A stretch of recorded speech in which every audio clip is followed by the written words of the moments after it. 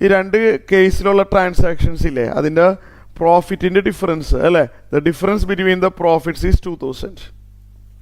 അപ്പോൾ ആദ്യത്തെ ട്രാൻസാക്ഷൻ രണ്ടാമത്തെ ട്രാൻസാക്ഷനിൽ വരുന്ന പ്രോഫിറ്റ് എന്താണ്? രണ്ടാമത്തെ ട്രാൻസാക്ഷനിൽ വരുന്ന പ്രോഫിറ്റ് 8x/5 മൈനസ് എക്സ് ആണ്. അതെങ്ങനെ? അതായത് പ്രോഫിറ്റ് എന്ന് പറഞ്ഞാൽ selling price minus cost price ആണല്ലോ.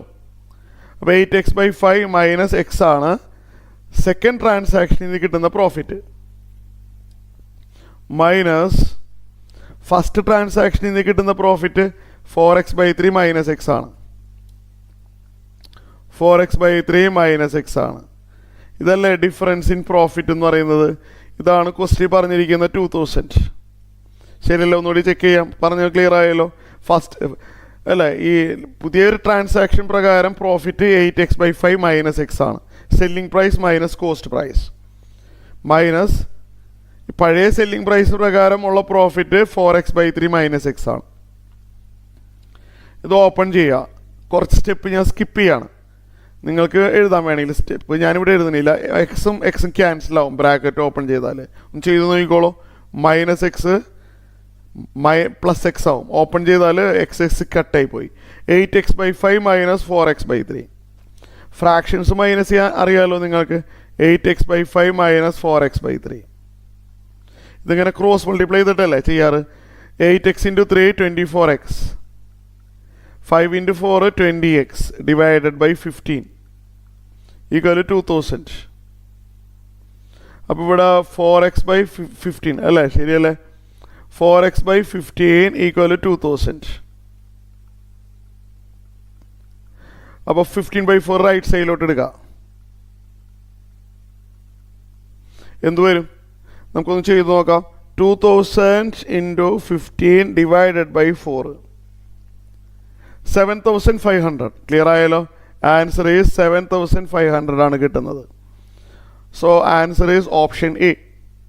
ഇതൊരു നല്ലൊരു ടഫ് ക്വസ്റ്റ്യൻ ആണ്. അപ്പോൾ ഈ പ്രോബ്ലം നിങ്ങൾക്ക് ക്ലിയർ ആയി അല്ലേ?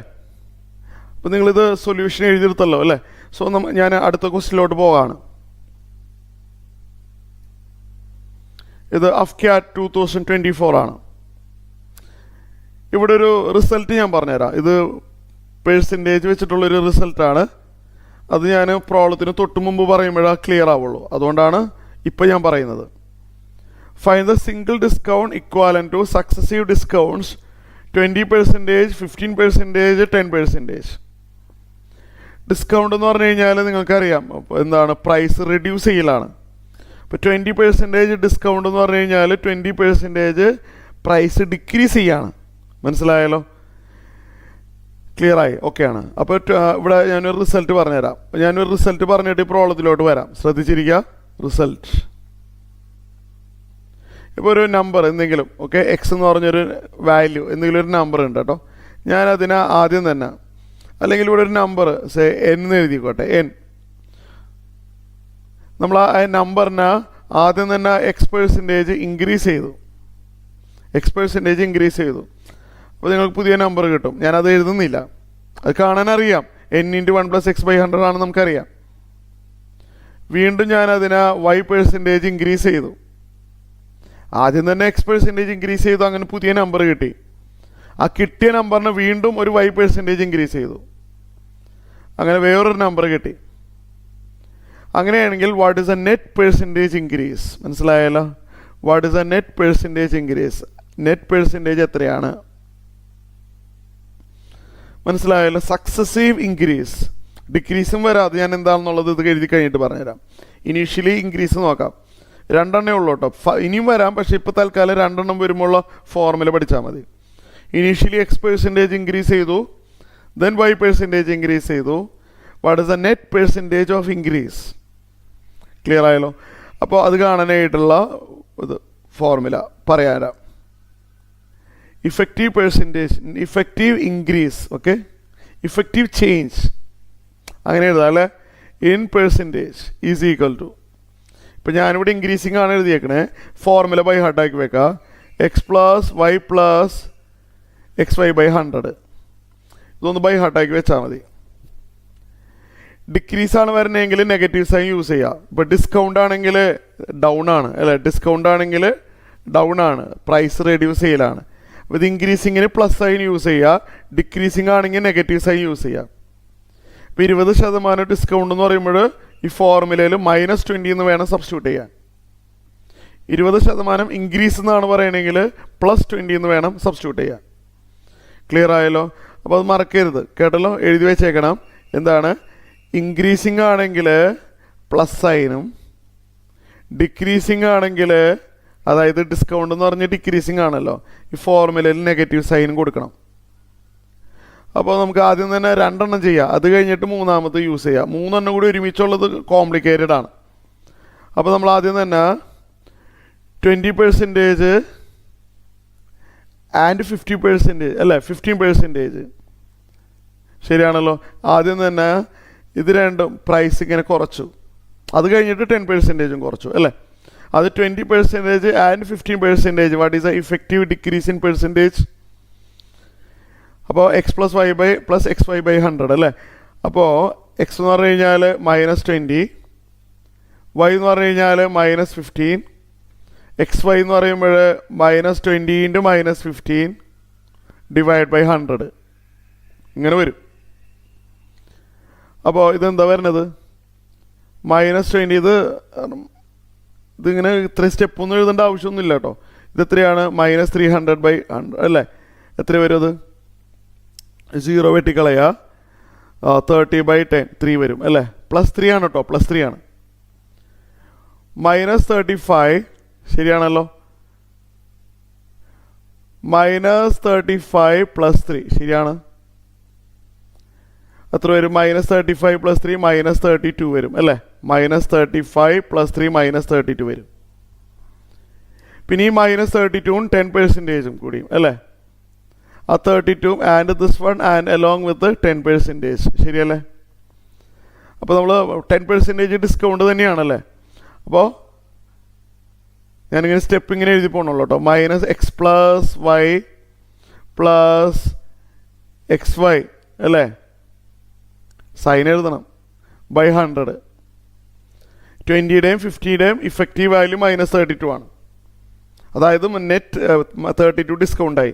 32 ഡിസ്കൗണ്ട് ആൻഡ് 10% ഡിസ്കൗണ്ട്. അപ്പോൾ 32ൻ്റെയും 10ൻ്റെയും ഇഫക്റ്റീവ് വാല്യൂ x+y + xy/100. അപ്പോൾ -42 പ്ലസ് ഇതെന്താ വരും? ഒരു 0 വെട്ടിക്കളയുക അല്ലേ. പ്ലസ് വരും, എന്ത് വരും? -3.2 അല്ല, +3. സോറി, മൈനസ് കൂടി പ്ലസ് ആവുമല്ലോ. അപ്പോൾ ഇത് ചെയ്തു വരുമ്പോൾ എന്ത് വരും നോക്കിയേ? എന്തൊരു 42 -42 + 3.2 എത്രയാണ്? 3.2 - 42 എത്രയാണെന്ന് നോക്കിയേ? -38.8. Percentage negative sign indicate that net discount is 38.8%. Net discount is 38.8%.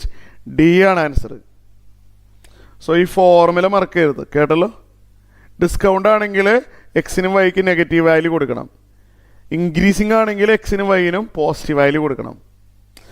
Okay, അപ്പോൾ ഇത് മനസ്സിലായിട്ടുണ്ട്. നെക്സ്റ്റ് പ്രോബ്ലം നോക്കിയാലോ. ഇത് അഫ്ക്യാറ്റ് 2023 ആണ്. ക്വസ്റ്റ്യൻ ഞാൻ വായിക്കട്ടെ. The selling price of an article is 96 and the cost price is numerically same as the profit percentage. What is the cost price? ഇതാണ് question. ഇതെങ്ങനെയാണ് ചെയ്യണമെന്ന് പറയാമോ? സെല്ലിംഗ് പ്രൈസ് 96 ആണ്, കോസ്റ്റ് പ്രൈസ് അറിയില്ല. കോസ്റ്റ് പ്രൈസ് വല്ല X എന്നങ്ങനെ assume ചെയ്തേര്. ഇവിടെ profit percentage എന്താണെന്ന് പറഞ്ഞിട്ടുണ്ടല്ലോ, X% ആയിരിക്കും. കാരണം ക്വസ്റ്റ്യൻ വായിച്ചു നോക്കിയേ. Cost price is numerically same as profit percentage.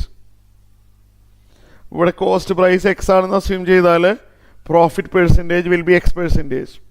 Numerically equal എന്ന് പറഞ്ഞിട്ടുണ്ട് ഇത് രണ്ടും. സെല്ലിംഗ് പ്രൈസ് 96 ആണ്. സോ എക്സ് എന്ന് പറഞ്ഞ നമ്പറിന് X% ഇൻക്രീസ് ചെയ്താൽ 96 കിട്ടും ആണല്ലോ, അതല്ലേ ഇതിൻ്റെ അർത്ഥം. അപ്പോൾ x × 1 + x/100 എക്സിന് 6% അറിയാമല്ലോ, ഇൻക്രീസ് ചെയ്യാനുള്ള ഫോർമുല അറിയാം. X into 1 + x/100 is 96. ഇതിന് എക്സിൻ്റെ വാല്യൂ എങ്ങനെ കാണാം? നമ്മൾ ഓപ്ഷൻസ് ഇട്ട് കൊടുക്കുക അല്ലേ, അതേ മതി. അല്ലാതെ ഇത് ഓപ്പൺ ചെയ്ത് x² ആക്കിയിട്ട് സോൾവ് ചെയ്യൽ ടൈം എടുക്കും. ഓപ്ഷൻസ് ഇട്ട് കൊടുക്കുക. 100 കൊടുത്തു നോക്കുക, ശരിയാവോ? ഇല്ല. ഞാൻ ചെയ്ത് കാണിക്കണ്ടല്ലോ അല്ലേ. 90 ഇട്ട് കൊടുക്കുക, ശരിയാവുന്നുണ്ടോ എന്ന് നോക്കാം. 90 ഇട്ട് കൊടുത്താൽ ശരിയാവില്ല, നോക്കാം നമുക്ക്. എക്സിന് 100 ഇട്ട് കൊടുത്താൽ എന്തായാലും ശരിയാവില്ല അല്ലേ. 100 ഇൻറ്റു 1 + 100/100 96 കിട്ടില്ല.